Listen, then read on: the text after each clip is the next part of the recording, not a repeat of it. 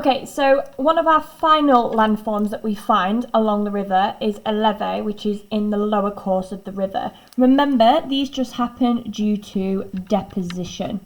So it's a depositional landform, which means that it drops material. A levee is an elevated bank. So it's an elevated bank at the lower course of the river. At the lower course. That is actually higher, so the parts of the levee are actually higher than the level of the floodplain that is either side. So elevated bank at the lower course of the river that is higher than the floodplain either side. Okay, I'm going to take you through in 3 stages of how a levee is formed.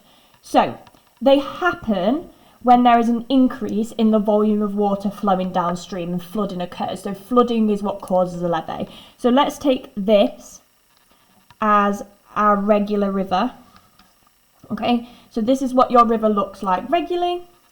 And then what happens is all that material that's been transported downstream from the middle and from the upper course, it then gets to the lower course, and what happens is when the river floods, it deposits that material. So this is our river in its normal state.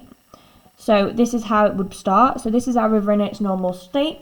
And then in stage 2, we get the process of the river flooding. So this all is water, our river is a lot higher. There is material in that river.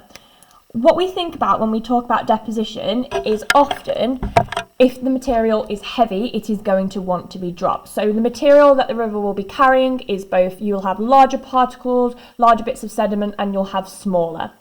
What will happen is your larger bits of sediment, will be deposited here along the river. So your larger bits of sediment will be deposited right here along the river. This is because it is too heavy to be carried any further. So larger bits of sediment deposited on the banks of the river.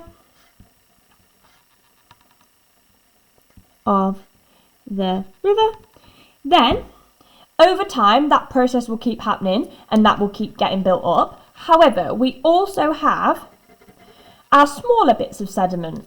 And when our smaller bits of sediment are deposited, they are often deposited a bit further away from the river because the river has the energy to carry it. So your smaller bits of sediment are deposited on the floodplain either side.